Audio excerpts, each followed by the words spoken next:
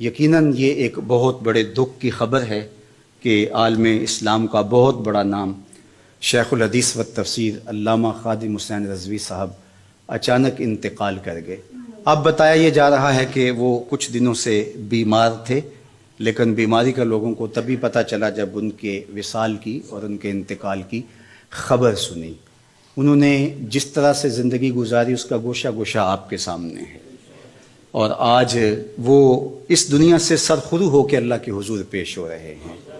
ہماری بے پناہ دعائیں ان کے نام، اللہ ان کو برزخی زندگی میں حضور علیہ السلام کی خصوصی شفقت نصیب فرمائے، اور اپنی خاص امان اللہ امت مسلمہ کا مقسوم فرمائے۔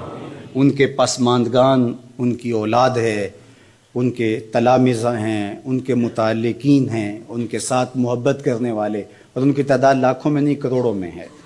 اللہ سب کو صبر عطا کرے اور ان کو اپنے جوار رحمت میں جگہ نصیب فرمائے، ان کی قبر کو وسیع، کشادہ، منور، خوشبودار اور ٹھنڈا کرے، اور اللہ ہم سب کو حضور کی غلامی کا نور عطا فرمائے۔